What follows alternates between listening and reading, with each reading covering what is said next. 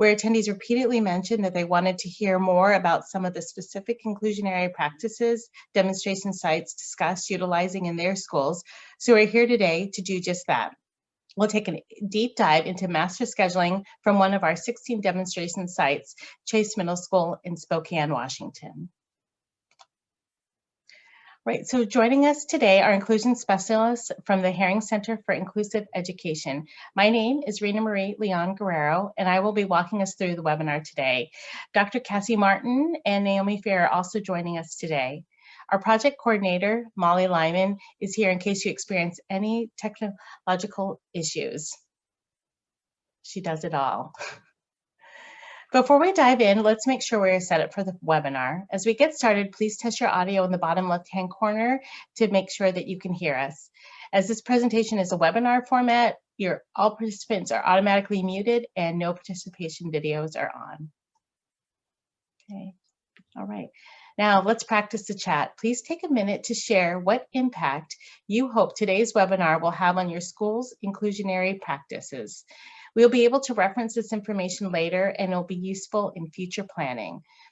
And also a friendly reminder that if you have any questions, we'll be doing our best to monitor the Q&A at the bottom of your screens. Yeah, so again, go ahead and take a minute and share in the chat what impact that you would hope today's webinar will have on your school's inclusionary journey.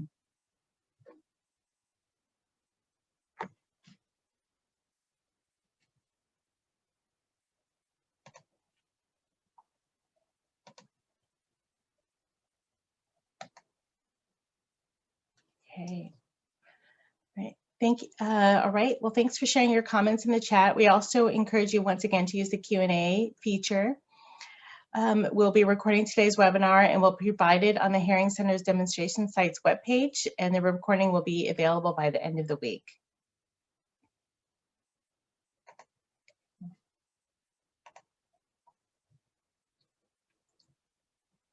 Okay. Great. I'm hearing people are interested from today learning about various options, best practices to make us as inclusive as possible. Thank you for sharing that.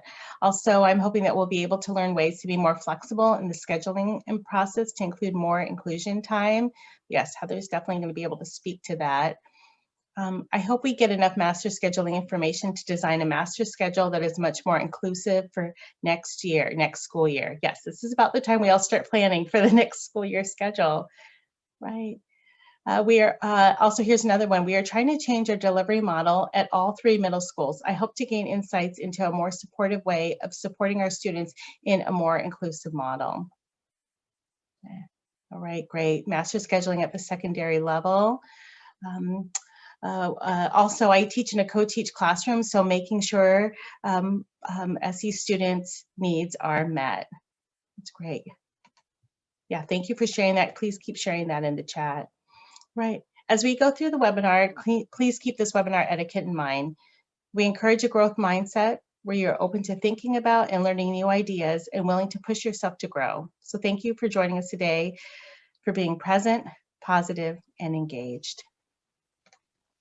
Right. So to start, let's get a little bit of background about the Demonstration Sites project. In the fall of 2019, OSPI launched the Inclusionary Practices Professional Development Project.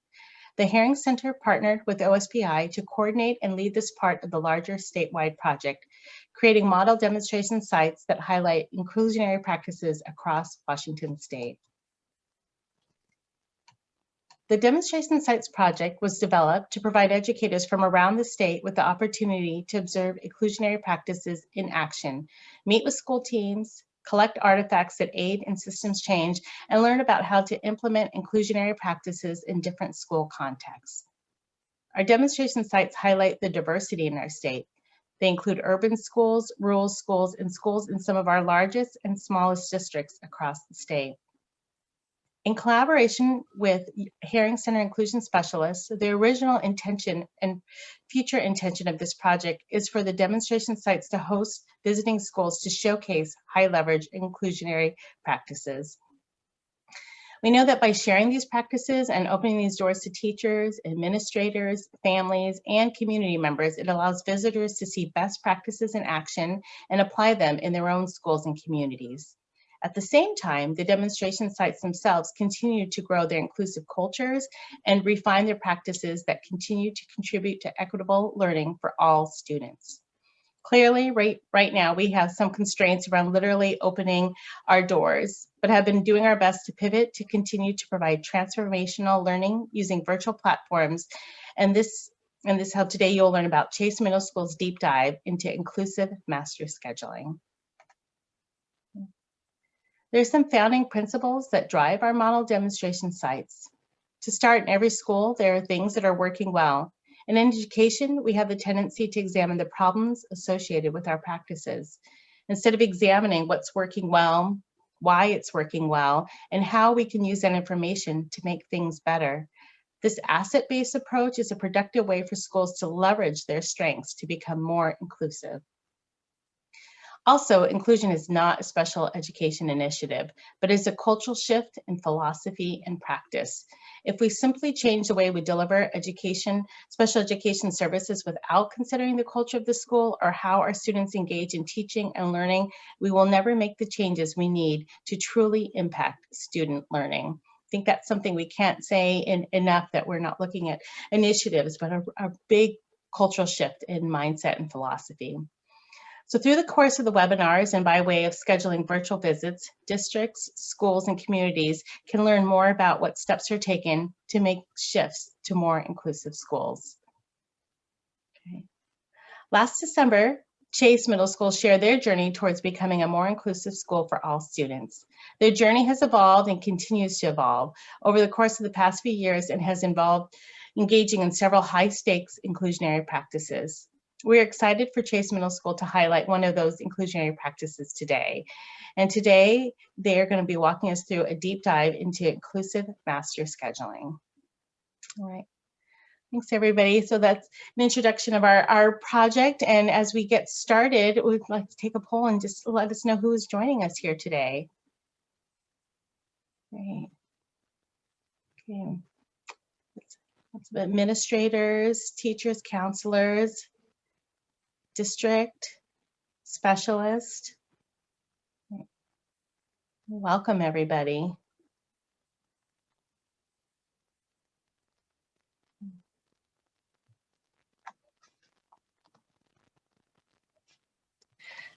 Okay. All right, so I'm very happy to introduce the team from Chase Middle School, and I'll hand it over to Heather Chase. Hi, my name is Heather Chase, and I'm the assistant principal at Chase Middle School. Today presenting with me will be Mary Dalfett, who is one of our special education English teachers, ELA teachers, and then Sue Reitz, who is one of our general ed math teachers. Both of these teachers have been working on this with us for the last few years as we've moved into co-teaching in the process with our master schedule. And so just to give you just a little bit of information before we start, kind of the demographics of Chase Middle School, we usually have about 700 to 788 students. We are a title school with about 55% free and reduced lunch. Our staff is about 43 teachers, an average of 15.4 years of experience. And our mission statement at Chase is all belong, all learn, and all lead.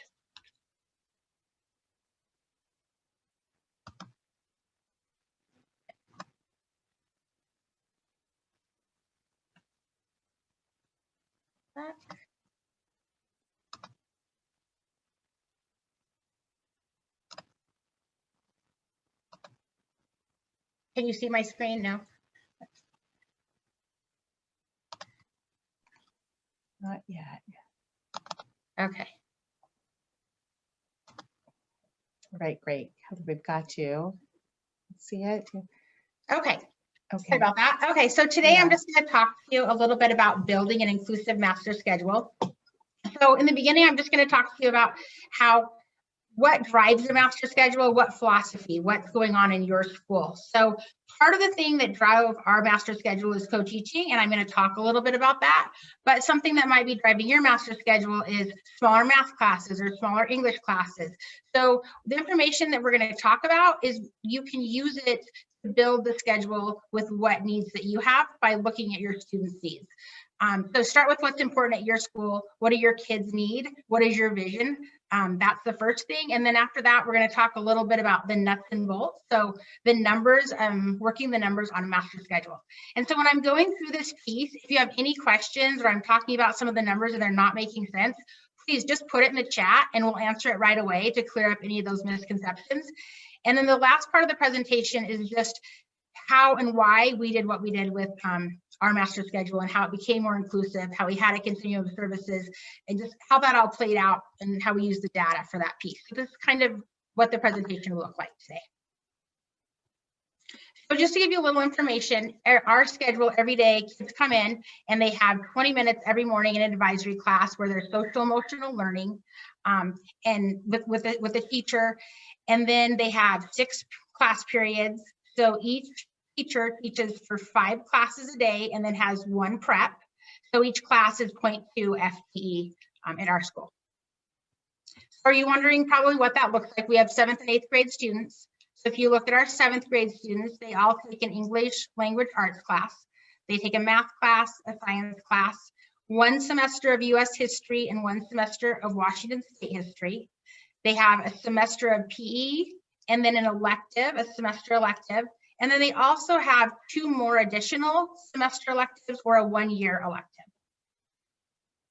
Our 8th grade student schedule, each of them has an English language arts class, a math class, science class, American studies. And then every student has a semester of CCLR, which is college career life readiness, and then a semester of PE. And then they can either have a full year elective or 2 semester elective. So where do I start? Where do we start when we're looking at the schedule and we're trying to find out what do we actually need? So first of all, we know that we have to look at what is our contractual agreement with the teachers. So we know that all of our classes are only going to have 30 students in every class, except for PE classes, which can have up to 34 students. And we also know that with our weighting of our special education students, our students with IEPs is 1.5. And so if you're wondering what that means, if I'm in a history class and I have 4 students with IEPs in the class, then that means the total of students in that class would be 28. Since those students are counting as 1.5, that's going to give you 30 with the math. So last year when we were looking at the schedule, we knew we had 357 7th graders and 47 students had IEPs, and we had 375 8th grade students, and 54 of those students also were students with IEPs. So when we did the math, we took our 7th grade students, the 357, added an additional 24, and the 47 students with IEPs would count as an additional 0.5. Get the 381 divided by the 30, because each class can only have 30 students in it, to get 12.7. So this lets us know that we have to have 13 sections of each core class for our 7th grade students. And so we did the same math with our 8th grade. We had 375 students. There were 50 students with IEPs, and so half of that gave us the 26. So we had 401, we divided it by the 30 students per class to get 13.36. So we know at this point that we have 14 sections of each core class for our 8th graders.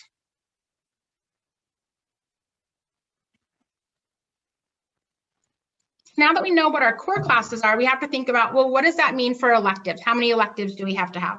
So we have a total of 732 students that we were planning for. And we knew that 357 of those students were 7th graders, and they get 3 semester electives. So we multiplied 3 times the 357. And then we added that to our 8th grade students. We know we had 375, and they each got 2 semester electives.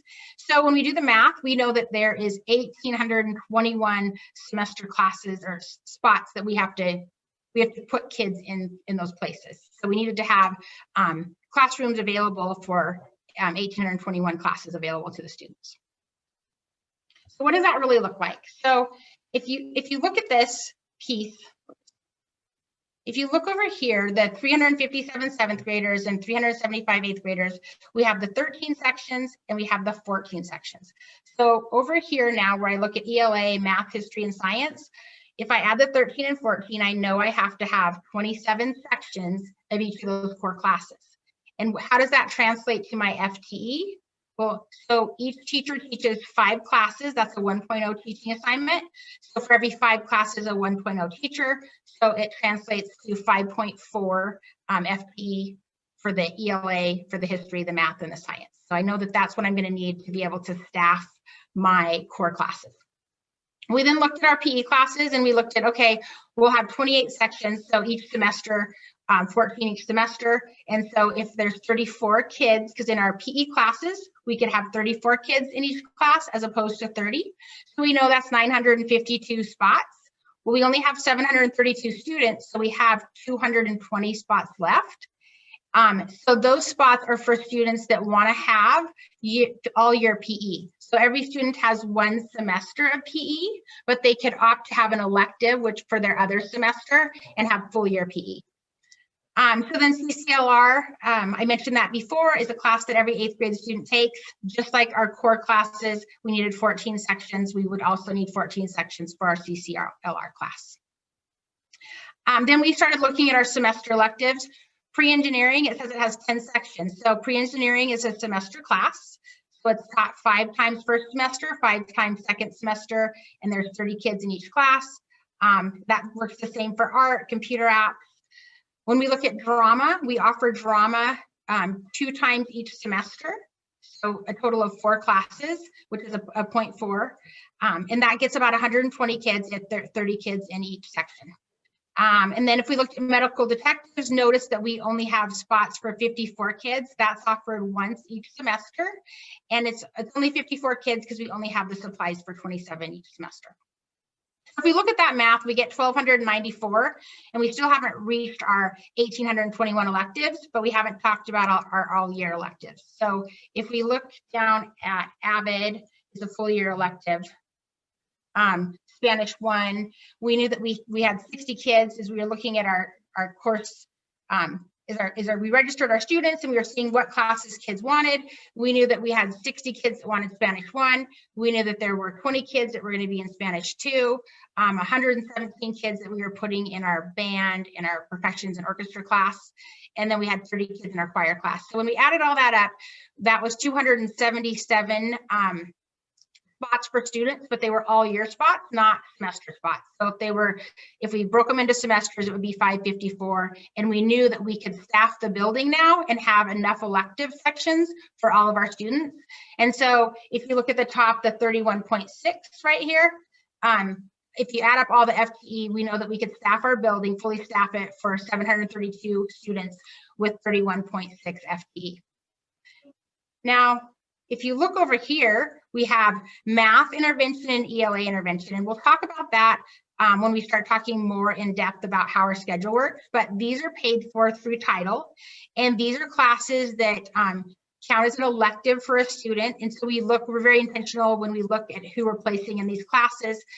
They're offered 2 times each semester, and there's only 15 kids in each class, so that gives us an additional 120 spots for students for electives. Is there any questions just on this piece as far as like the basic funding with the FTE?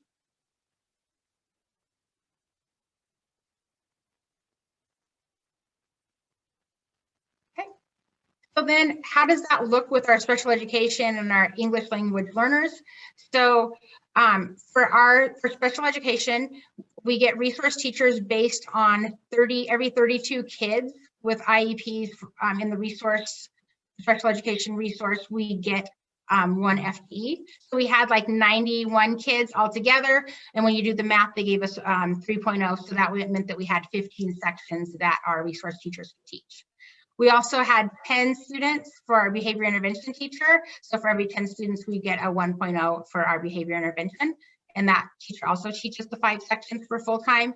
And then our design instruction teacher, we have 10 students in that program also with 5 sections at 1 FTE. And then our English language learners, we have a full-time teacher that also teaches 5 sections. So when we're looking at the master schedule and we're kind of creating it, if you look at the bottom, I'm going to kind of start from the bottom up. You have 1st through 6th, and it says general education classes available for teachers available to teach. So you notice that there's 33 teachers available 1st through 4th. 5th period, we have 34 because our choir teacher comes that period. He's only at our school for 1 period.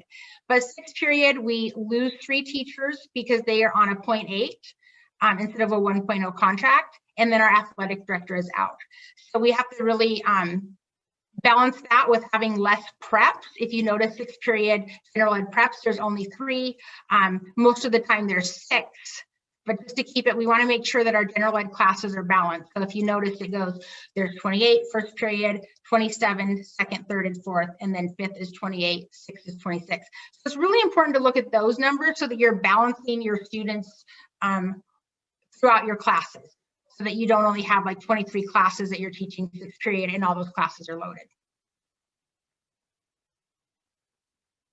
Some other considerations that we think about when we're creating this, we look at students who may be taking algebra, accelerated ELA, and accelerated American Studies. A lot of students take all 3 of these, so we have to make sure they're not offered all at the same time so that we give that choice to our students. Another thing that we learned is our co-taught ELA and our co-taught math classes. Our first year, we tried to do them in the morning because research shows the kids do better and they learn better first thing in the morning. So we're like, okay, let's put our struggling learners first thing in the morning. But then when we only had 3 periods to put all our students with IEPs in a math or an ELA class, then they end up traveling a lot together in their other class periods. And so that wasn't the best way to do it. And so that was one of the things that we made sure to change. Another consideration is for English language learners, if they are level 1, that means that they have 3 classes with the ELD teacher. They have a history class, an electives class, and an English class. And so if we place our math support class at the time that those students are in with their ELD teacher, they're not going to get that math support. And when we look at the data from like 3 years ago with the math support in our ELL students, they were growing, they were making 3 years growth in 1 year. So we realized that this is important that we have this support and that we are not making it so that these students don't have access by not being mindful when we build our schedule. The other thing to think about is extra sections. So a couple of years ago, we were really tight on our schedule and we got a bunch of kids right at the end of summer. That sometimes happens. And so we got 0.8 FTE that we could add. And so we were already being mindful of, okay, what classes are pretty full? And if we get more FTE, where will we add it? So we ended up placing it in math, science, history, and a PE class. This year, we were at a point where we had a little extra FTE, so we were able to combine some classes and give some FTE back. So you always want to be mindful of, okay, do I have some classes that I could collapse if I needed to? Or if I have more students come in, where am I going to need that extra support? So this is kind of what our master board looks like. It's just a whiteboard, and then I just took some magnetic strips, cut them out, and this is what we made. And you can move it around. When we're doing the master schedule, we move them around a lot, play with different preps. What works best for kids, just keep going back to it and looking. Are we making sure that our algebras are not at the same time as our accelerated English? But this is kind of what our board looks like. Some people like to do their master schedule with spreadsheets, and that's fine. Whatever works for you. Everybody has a different thing that works best for them.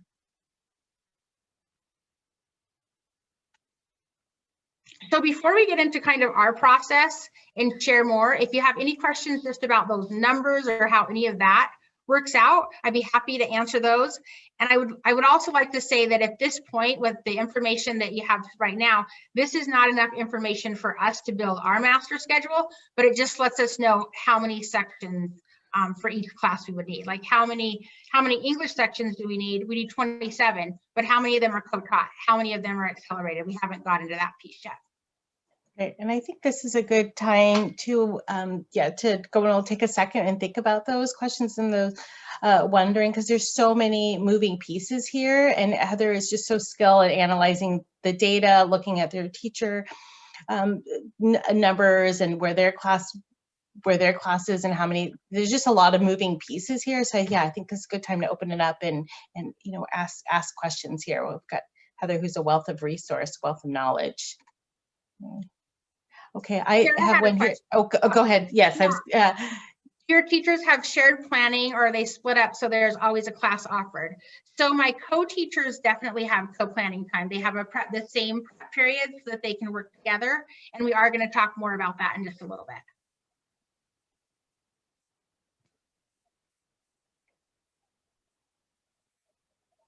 And Heather, can you give a sense, I think this is something that often comes up, is just how long, like the length of time that your team gives themselves to build this and refine your master schedule? And when does this process start? And okay. Yeah, so right now we're in the process of, we went into the elementary schools and have the kids register for their classes, and we've had our 7th graders that are going to be 8th graders next year. They filled out their registration forms. So we have all that. We're putting it all in PowerSchool, so then we can start pulling numbers to see, you know, how many kids want Spanish, how many kids want Avid. And so once that piece is done, then we will start this process. And it, you know, it takes a little while because you're also thinking about, who do I want to put, like right now we have our co-teachers, but in the beginning we didn't have that piece. Or are we going to be able to have the same amount of co-teachers this year? We have to wait for our funding formula from the district, and then we have to wait for our special ed funding to find out how many teachers that we're going to get. So I would say that we're working on it until summer. Like it's a continuous working on looking at it. How can we make it better? And even in the summer, as we're looking at the data and seeing that, okay, our numbers are going down or they're going up, if we're getting more kids registering, then we're looking at, okay, where do we add that? So it's kind of an ongoing process.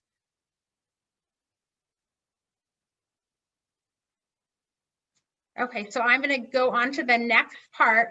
So in the chat, if you don't mind putting, what is your current schedule? Do you have a block schedule? Do you have more of a traditional schedule?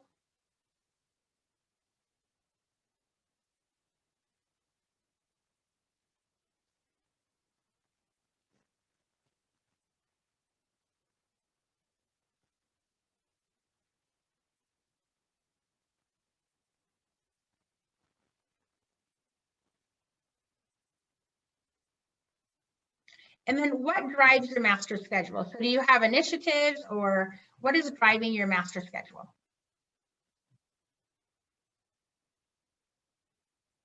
Just so everyone knows too, it looks like some of the comments are just being sent to the panelists. So it looks like we have block schedule, we have a traditional schedule, traditional block, so kind of a wide range. So if other folks can't see that, it's because it's just being sent to the panelists.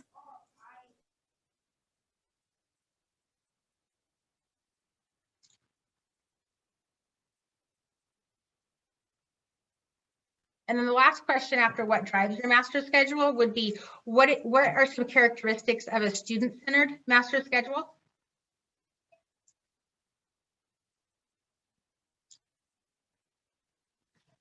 Sarah Stone put primary music and special education classes drive the master schedule.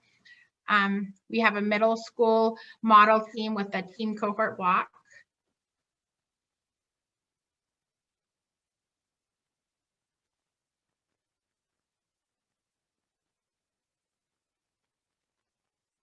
So I'm going to talk a little bit about what drove our master schedule and the data and what we used at PACE. So our school initiative was all students should have access to grade level Common Core state standards. Now, probably when you're hearing that, you're saying, well, isn't that every school that we're giving access to all students to the Common Core state standards or the grade level curriculum? Yes, but it wasn't necessarily happening when we looked at our data. So when we looked at our 2018 or 2017, 2018 data, and these were students with IEPs that were in pull-out resource classes. In their ELA classes, they were making barely a year or barely a half a year's growth. And in their math classes, they were making a fifth of a year's growth. And so we started going in and observing and seeing what was going on. And the grade level curriculum was not being taught. And part of it was the students would come up with, even though they were in 7th grade, they'd have a 3rd grade IEP goal. And so that would be what the teacher would be focusing on. And so we realized that, hey, how are we going to expect kids to do well on their SBAC if they're not even being exposed to the grade level curriculum. So we started having that conversation, and we said before the 2018 year, we're like, okay, this is our initiative. We need every student to be able to get access to the grade level curriculum. They need to see the Common Core state standards. And so we really pushed that. And so then we looked at our data for the 2018-2019, and our ELA students now are making 1.3 years growth in a year, and our math students are making 0.43 years growth. And so what we noticed is we went into the ELA classes, they were using the same curriculum as the core ELA classes, and they were teaching it with fidelity, and their students were making growth. But when we went into the math classes, it wasn't with fidelity and it wasn't every day, and so they were not having as much growth. And so we decided, well, what are we going to do? What's the barriers? What's holding that up? And so the barrier is special education teachers, they are learning specialists, but they're not content specialists. So it's not fair to assume that every special education teacher can teach grade level standards for both math and ELA. So we had to think about, okay, so how do we help them become content specialists? And then it required a shifting mindset, because not every teacher believed that their students should or could learn the grade level curriculum. And at the end of this presentation, I'm going to let you read about a mindset shift of one of our teachers who did not believe in this when we started. So when we looked at these barriers, we realized we've got to do something different. Our answer was co-teaching. And so why co-teaching? Well, with co-teaching, we have a general education teacher who's a content specialist. We have a special education teacher who's a learning specialist. Now they're working together, so they co-plan, they co-teach, and they co-assess. And now we are providing an opportunity for our special education teacher to learn the curriculum alongside the content specialist. They're working on it together. So if you're co-teaching for 2 periods in the day with the content specialist, and then you have your prep, that you guys always have that common prep to work together, and then you're going to go teach that same lesson. It might have some more modifications to it, but you're going to be teaching that same curriculum to your pull-out resource class.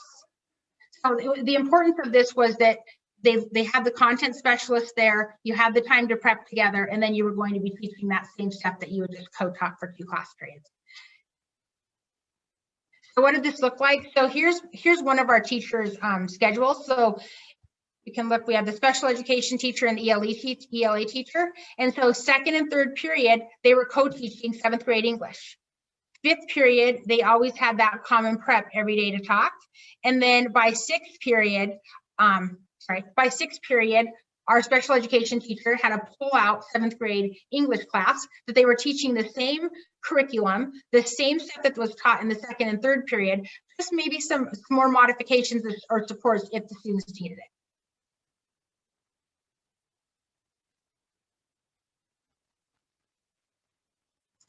So, and then this is my 8th grade English, and it's kind of the same thing. I'm going to show you the math though. So since we only had 3 special education teachers, our math special education teacher has to co-teach with both a 7th grade math teacher and an 8th grade math teacher. So if you look for 1st period, co-teaching math 1, which is 7th grade math, they all have the same prep. So whichever one she chooses to work with on that day, and they were really good at making a schedule the year that we did this prep period. And then again, 3rd period, they share the same co-taught class. And then 4th and 5th, the special education teacher is co-teaching with the 8th grade teacher, and then teaches 8th grade resource on her own in 6th period.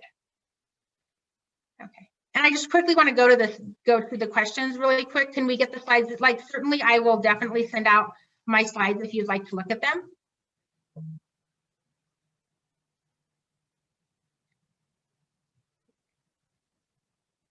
Okay, so we'd also like to talk about, when you hear co-teaching, what are some of the systematic barriers? Because when you hear about it, you're like, well, I don't know if we can do that.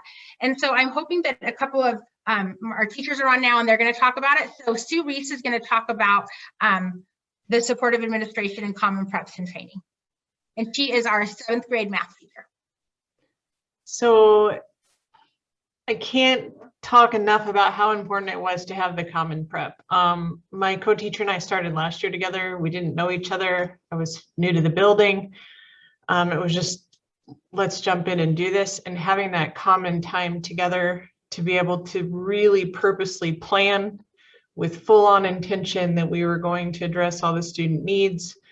We could make any scaffolding things that we needed to do to feel that we needed to reach those students. We were able to sit down, write formative assessments, take those formative assessments and look at the data and make educational decisions about future lessons and what we needed to do in the next few days to fill in anything that we saw wasn't where we thought it should be, and also identify where we saw the growth. I know that my colleague, my co-teacher, needs to identify growth areas, and so that was a great way for us to assess during that formative assessment and be able to collect that data for her as well. It was good for us to sit down and look at student needs at the same time we were looking at curriculum and targets and standards. We both would be able to come to a very clear understanding of what the target was that we were shooting for, what the student needs were, and how we were going to address all of them and meet that. We were able to plan and talk about at what point should they be working independently. At what point should we be looking at small groups? And at what point should we maybe divide and teach differently? Maybe we wanted small groups and they would rotate through stations or something like that. So it got very specific. We were able to get down to what we could do to really further the growth more effectively and efficiently. We could identify easily, because there's 2 teachers in a room, we could find strengths in all the students and use those to our benefit. Make sure they're the ones that share and lead when they're able, because we could identify their strengths. And that just built their self-esteem, and again, just created a large amount of student growth. The other piece that was super important, because like I said, we didn't really know each other, so to have that time together right away, we were able to get to know each other. We could sit down, we could work through the math. Both of us felt comfortable with where each other were coming from, what we needed to do for our students. We knew our roles that we were going to play when we were teaching. If I was going to take the lead, she knew exactly what she should be doing with the students while I'm doing that. And then at what point are we going to flip-flop? She definitely was able to do that because we'd worked through the math together, whether she had that background or not. We did the math together, and then she could take the lead right away at any point also during class. I think we come out of that time together feeling very valued. Both of us feel that, you know, we played an equal role. I don't think we would have felt that had we been trying to fight to find time to work together. What else do I say? I think we have a great respect for each other and what we come to the table with. And I think, you know, we just are able to share good practices, and that really has come out the other side showing student growth. The other thing she asked me maybe to talk about a little bit, Heather did, was trainings that we have done. Things changed a little bit because we were online, but we did take some training.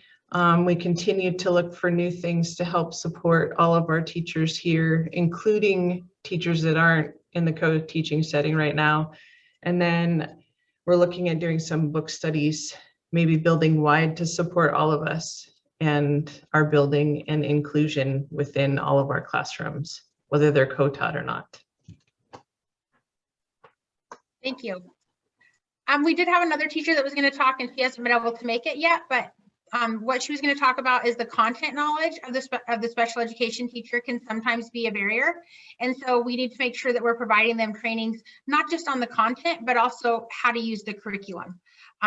If you're not using the Open Up curriculum for math or the Springboard curriculum correctly for ELA, it's not going to be as effective. So we need to make sure we're providing those trainings. And then the other side of that is the disability awareness for our general education teachers. One thing that pops in our minds is the slow processing doesn't mean not engaged. So if a student's going to have to sit there for 3 or 4 minutes to process through it before beginning, it doesn't mean that they're not engaged. They just need that time first. So the other thing that we have is a continuum of services. So we have our more struggling learners will be in our resource pullout ELA and math class. And then we have our co-taught ELA and math class. And then we have our core ELA and math class, and then accelerated ELA and math class. So we definitely have a continuum of services to offer. And then we also have our support classes that I talked about earlier that are funded through Title. These are students in math usually that are a level 1. We don't have very many kids that are level 1 in ELA on their SBAC, but we do in math, so that's how we target for the math. And then for ELA, we take the students that have the lower level 2 SBAC. So do you have in the chat, if you don't mind just entering whether or not you have a continuum of services, and how does your schedule support both the struggling learners and the high achieving learners?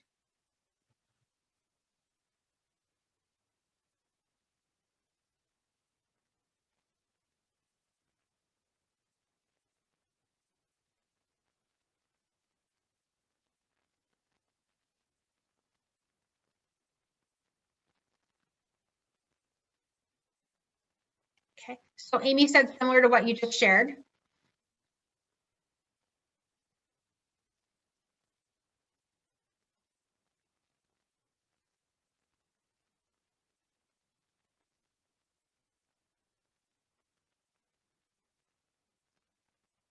And some not as much this year with our limited options due to COVID. We'll have more next year. Yes, we've definitely have all experienced a lot of differences due to COVID this year. What else are you using for data for struggling and high achieving data? We do know that standardized tests such as the SBAC are not always culturally relevant and can be biased. Well, that's basically the data that we're using. We need to get other data. We would like to have universal screeners that all of our kids take when they come in, and then be able to progress monitor and build from that. And that's something that we're processing and thinking about and just trying to decide what that looks like. When building your master's schedule, how do you use your MTSS cert as a resource to aid in inclusion? Our MTSS cert, usually she helps work with our teachers when we need to plan for a student. So if a student, whether they have an IEP or they don't have an IEP, if we have a student that's struggling in any way, we have her go in and observe those students and try to come up with a plan. Is it because this kid is struggling in math and they're in a core math class and we need to put them in a co-taught class for more support? Is it that this, just looking at that individual student, she's going to go in and observe and kind of see how they are performing and what she's thinking is triggering that student. And then we go and build the schedule from there.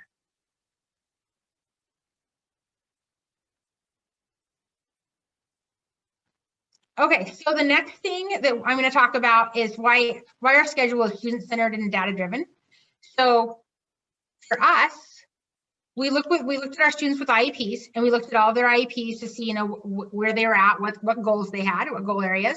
We looked at their SBAC scores. We met with their 6th grade teachers to get their present levels and any other information.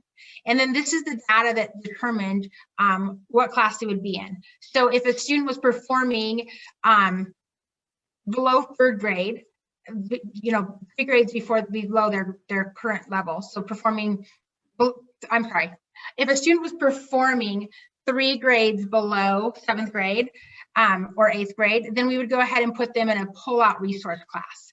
If they were 2 to 3 years below their grade level, then we would put them in a co-taught class. And if they were just a year below grade level, we would put them in a core class. And so when we were building the schedule, it's very fluid. So our teachers know that if a kid is doing really well in a co-taught math class, we can then put them in the core math class. If a kid is struggling in a co-taught math class, we can pull them back into a resource pull-out math class where they're going to get more support. So even though we use this data and this is how we determined where they were going to be in the beginning, we also recognize that it's not going to be perfect. So we are going to make the adjustments depending on what our students need. And then for all of our students, if you wanted to be an accelerated math student, you had to have a level 4 SBAC, and we just went only by the data. Now for accelerated ELA, it was a little bit different. We let kids be an accelerated ELA if they have a level 3 or 4 SBAC. And the reason is because it's not a different curriculum necessarily, but it's just more reading and more writing. So students are really love to read, love to write, and it's student choice and really student driven, and they want to be part of that. There's also a summer project, then we let them make that choice and be in it. Our schedule is really intentional too. Relationships matter. So at the beginning of this presentation, I told you about that every kid has 6 class periods, but at the beginning of the day, they have an advisory for 20 minutes. So what we found is 20 minutes with that kid in advisory doing social emotional learning was not enough. They needed to have more time with that teacher. So they also have that teacher in either a core or an elective class later on in the day. So they see him for advisory and for 1 class every day. Also, as we get to know our students, this is easier with our kids going from 7th to 8th. We can match them with the teacher that's going to be best with them. So students who would benefit from strong routines are assigned to specific teachers with really solid classroom routines. So we start really like using that information and making sure we're making good matches. Also, I talked earlier about the ELA and math support classes. We look at their SBAC levels to make sure that we're putting the right kids in those classes.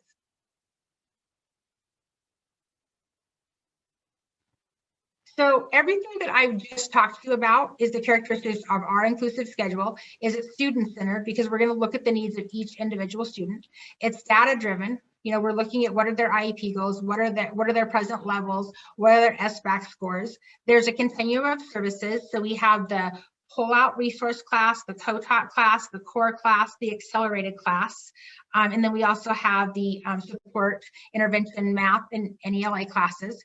It's intentional with having the social emotional advisory time, and then they also see that teacher later, and also just intentional that we try to place kids with teachers that we think would be a good match. And then the other thing that's probably so important to remember if you are doing co-teaching is that we make sure that we have that common preps.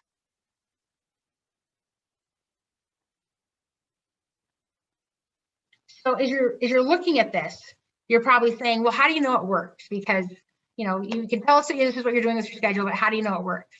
So I can tell you that last year we looked at our discipline data. And so our ISI is if a kid's being disruptive and not doing what they're supposed to do in class and they get sent out, we put them in our in-school intervention room.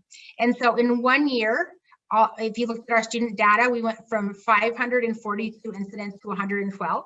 And if you look at our students with IEPs, we went from 119 incidents to 41. And I'm not saying it's all because we had a continuum of services and we made some changes in our continuum of services and made sure we had a continuum of services. But we all know that if a student is in a class that they are really bored in and not being challenged, that they are going to be a discipline problem. And we all know that if a student's in a class that's too high for them, they are also going to be a discipline problem.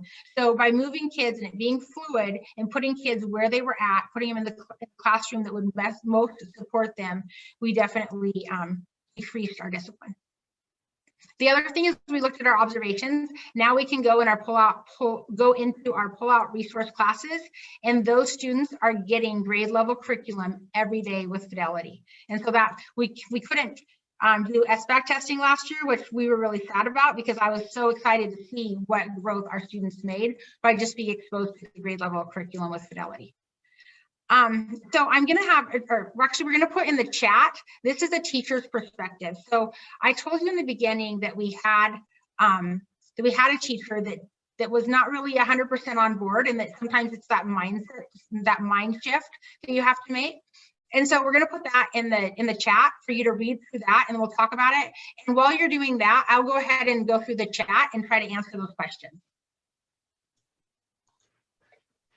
I answered a few questions in the chat, Heather. Thank you. Thank you. Okay, go up and see.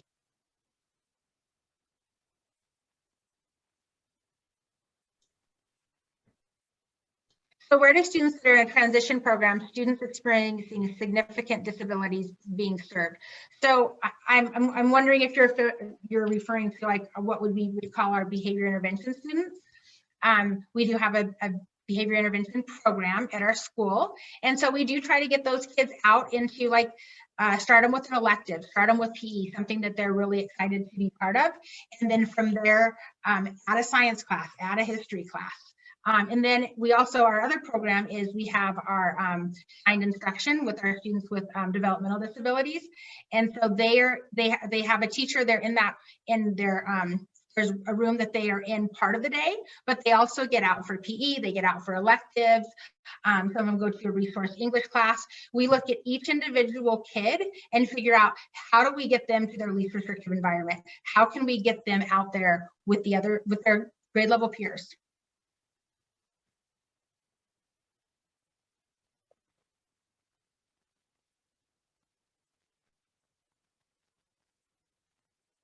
Okay, and Sue answered the math. It says, is accelerated math teaching grade level content, or are you compressing standards for advancement to algebra? And we teach 7th and 8th grade standards in a year.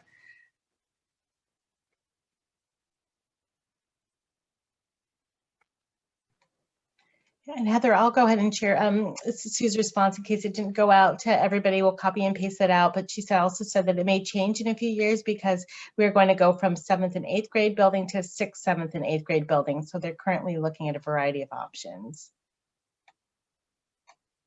Thank you.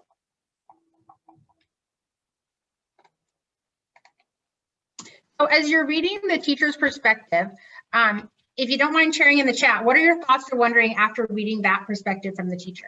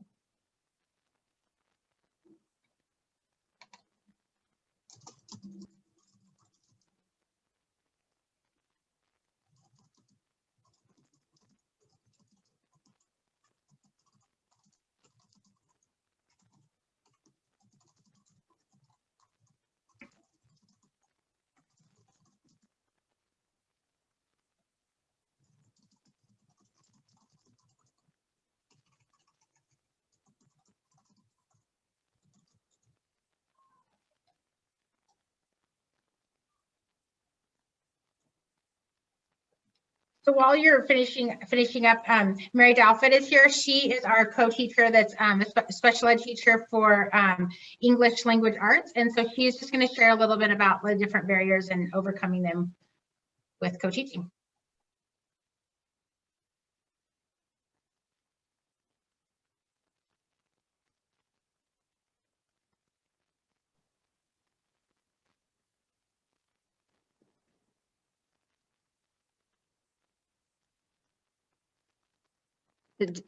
So I just stepped in. So did you just want me to start with that?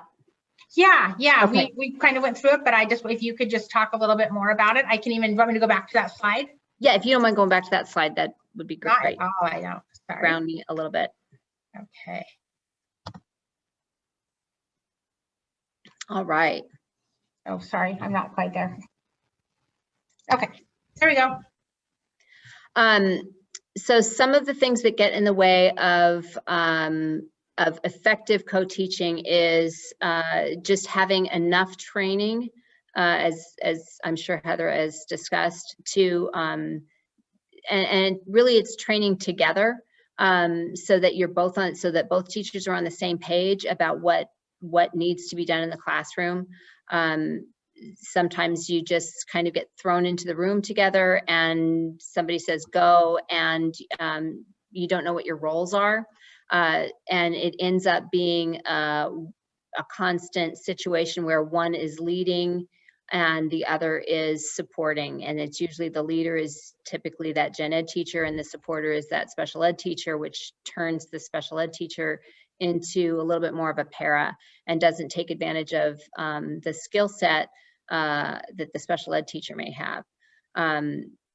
Other times the special ed teacher can be put into a classroom where the content is completely new. I've been put into science rooms when I am completely unfamiliar with the curriculum and I can't be as effective in modifying that material because it's just not familiar to me because my area is English and social studies. So having an understanding of the content, having time to train together, and then having also time to have some open discussions about what works best for students in terms of the amount of wait time that they need because of their disabilities. Because it's just not as familiar, I think, to a lot of gen ed teachers that those students who are slower processors or perhaps have less, they've lost some confidence in themselves because of being in special ed, and they're slower to participate. It doesn't mean they don't want to participate. It doesn't mean that they're trying to be disengaged. So giving them the time that they need is something that is less known, I think. You hear some of those phrases like, you should have learned this in X. Well, then, getting rid of some of that language, I think, is something that the special ed teacher can help to work with the gen ed teacher to make the classroom more welcome and open to students who do have those disabilities and have lost a lot of confidence in themselves. So getting that support and having that time to co-plan from administration is crucial. I think co-teaching is not something that can happen really between two teachers. It's got to be something that is supported administratively in order to make it work effectively. Thank you.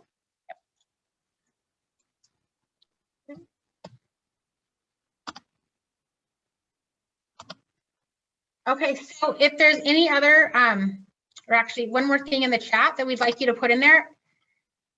Goodness, just a second.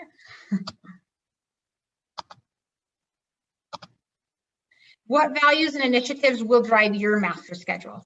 So we talked about what was driving ours. What values and initiatives do you want to drive your master schedule? And if there's any other questions, we'd be happy to take questions now too.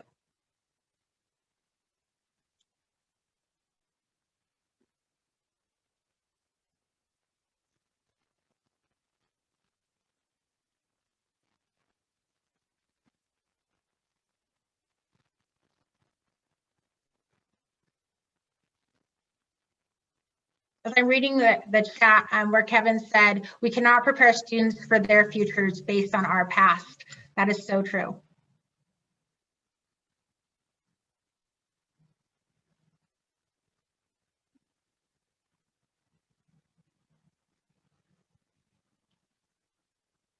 So shared ownership is one of the initiatives that will drive a master schedule.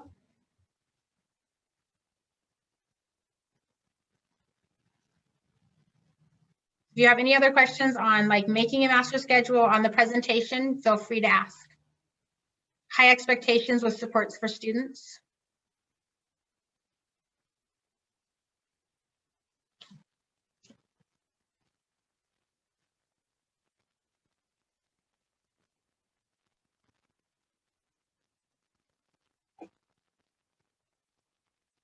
My hope is that when a revamp is done of our schedule, by doing it with equity and inclusion at the forefront of our intention, we'll see the diversity of our students' body represented and supported across the board, not just in individual rooms. One of the schools I worked with has expressed that there are not any general ed teachers interested in co-teaching. This has been challenging in trying to create new partnerships to continue co-taught classes. That is one thing that we really got lucky with in Chase. I just went around to a few teachers and asked them if they would be willing to try it. We talked a little bit about the data and how we really needed to look at ways to get all students access to the Common Core state standards, and all of our teachers understood the why, and so they were willing to try it. And so we've been very, very lucky that we've had amazing teachers step up and do that.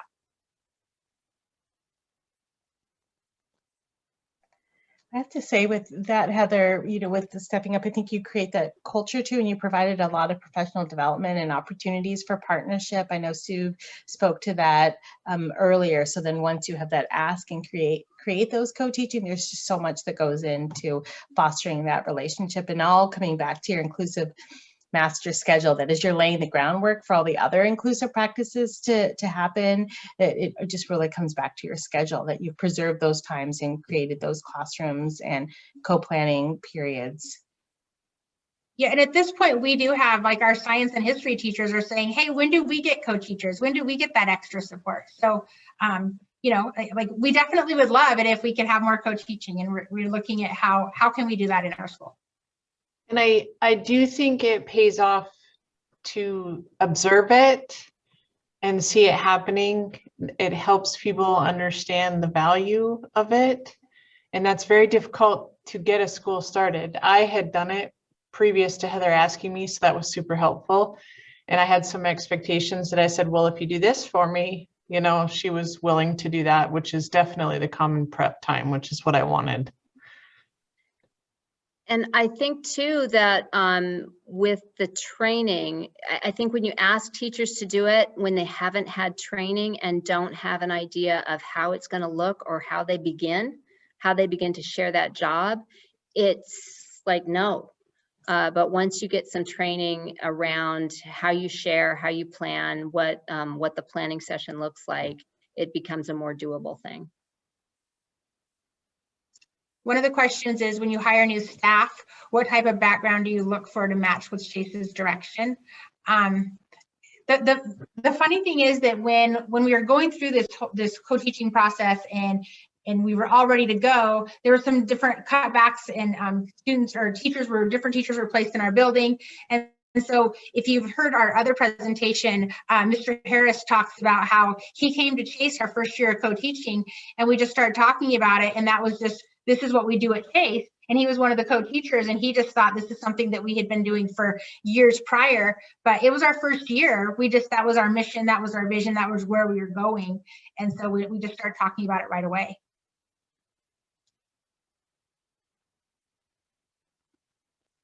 So you have a breakdown of the characteristics of learners in each level of your continuum. So yes, we sort of do. Our kids that are in the pull-out resource are usually 3 years behind. So if you were 3 years behind in math, you'd be in a pull-out resource math class. If you're 2 to 3 years behind, then we're going to put you in a co-taught math class. And then if you're a year behind, we're going to put you in a core class that's going to challenge you more. We may give you supports by a learning center, or if you're not doing well in that core class, then it's very fluid, and we could bring you back into the co-taught class.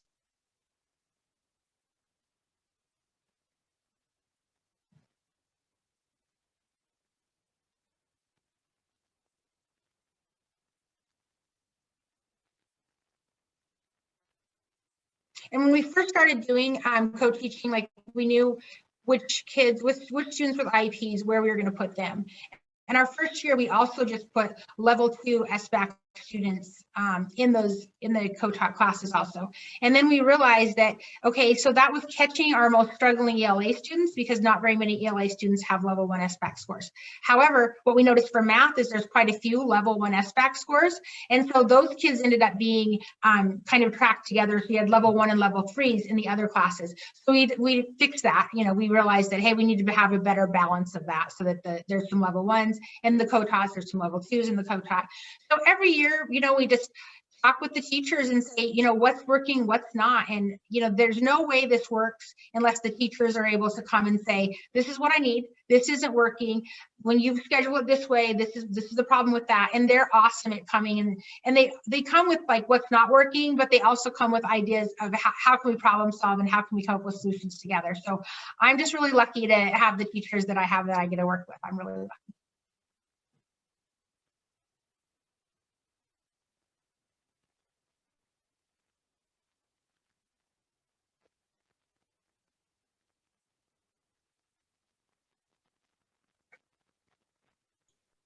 I think in general, we need to remember, like, I even think back to the comment about how you get somebody to even consider co-teaching. I think we have to remember that it's about the students and the student growth and how are we going to do that. And co-teaching is a very good way to address that.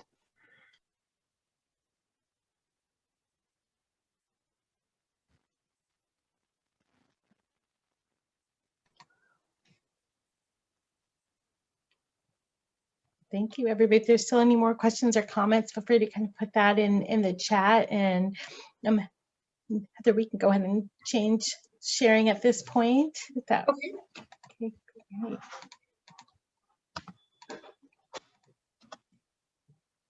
We just really, all right. Is everybody able to see that? Look okay, all right. Okay, great. Well, we, really appreciate everybody's participation and coming and joining in today, and yeah, sharing it in the chat. And so I'd also like you to now take a moment to be able to share what are the systems, culture, and our leadership practices you heard about today that support inclusive schools. I know we've had some of that discussion, but take this opportunity to put that in here now. And then in addition, from what you learned today, what are some initial steps that you might take and go ahead and apply into your building?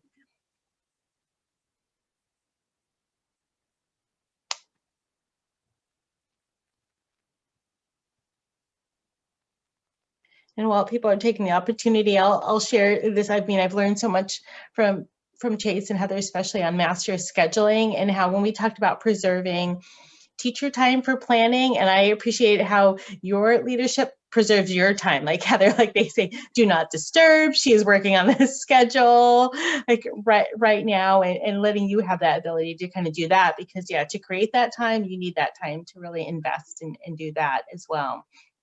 Seems like your team is really committed to that practice. Yeah, we have a great team. Nobody touched the magnetic board without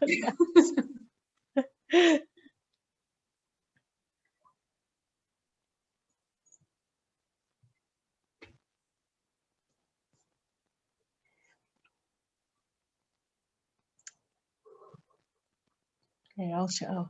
Thanks for putting that in there, Mary. I'll share this out. I've had parents ask if IEPs are being served if the student is not in a resource room. So we have discussed how students are supported in the classroom. Thank you for putting that in. I think that is just very critical too, that there's this idea, right, that in some school scheduling and their traditional block schedule or 6-period schedule have created these classes. And actually, I mean, Mary, you could probably speak to it better than I, if you don't mind. I think it's an important point to make.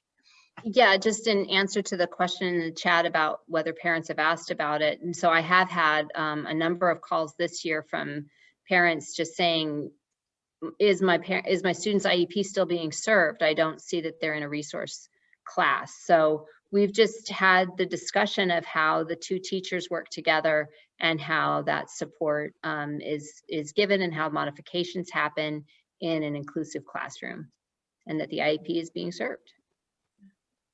And that's something too, like within your district, right, as you have students and families that are matriculating up, that may have been their elementary school or primary school experience. And then now this is a different and just a shift in change, and helping to inform families that yes, your student is a general ed student first and foremost, and then they're also a student who's receiving IEP services. Right.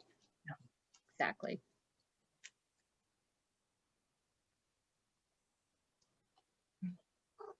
Thank you for that. Okay, well, I would just like to once again thank Heather. Sorry, my cat's going to make an appearance right now. Yeah, Heather and Sue and Mary, thank you for joining us today.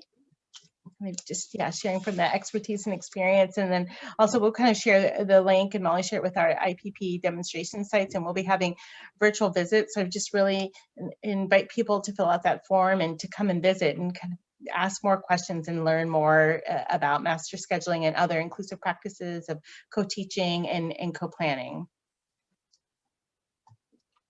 Okay, great.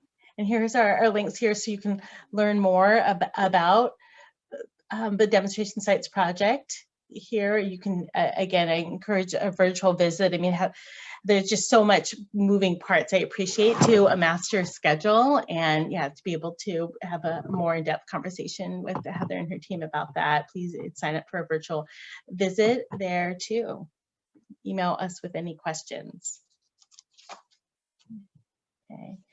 And next, I'd like to invite everybody. You can open up a separate browser, and we'll drop the link in the chat box as well.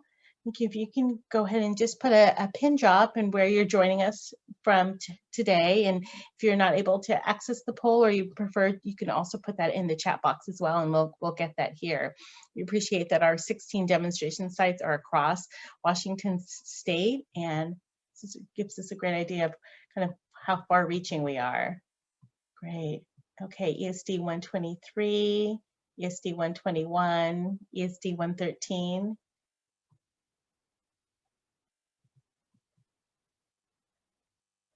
Also 121, great.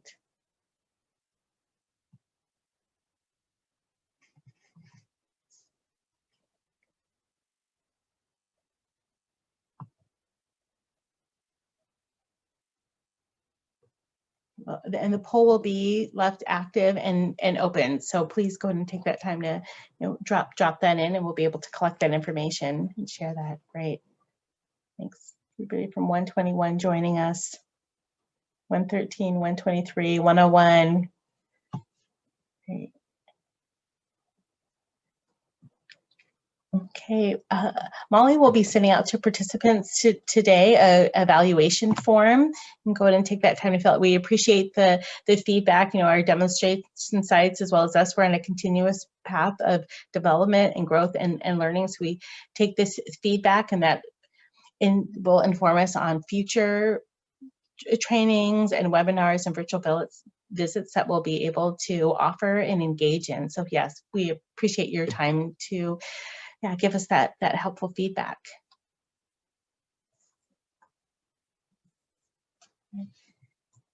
Just want to, and with a thank you first and foremost to Chase Middle School for sharing the inclusionary practice of an inclusive master schedule, and as well as thank our partners through OSPI and CSTEP. Yes, we hope that you will, join us for future webinars. If you're not able to make our webinars, all our recordings are online at our IPP demonstration sites. And you can check out those if you're not available to attend them live. And then today's recording will also be available on the website, along with artifacts and the PowerPoint slides.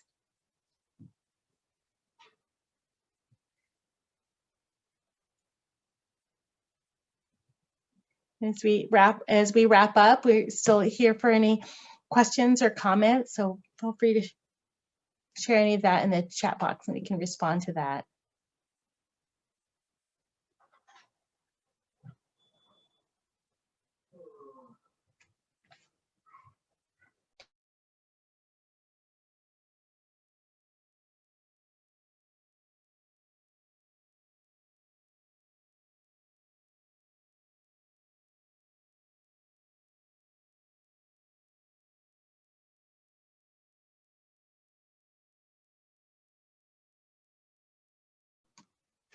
As we wrap up here, I'm thinking of an analogy that I've learned from Chase, and this has really stayed with me to conceptualize this master scheduling, is that, if you're going to build that stepping stone across the stream that you're going to put in your big boulders, what's going to go in first, and those things are non-negotiable and can't move, such as in this case, your co-teaching, you're co-planning, and then all the little pieces, all the other smaller rocks can kind of go and fit around that. So that's what I think, and I've learned from Heather, is find those big pieces, lay the foundation, and then build everything else around that.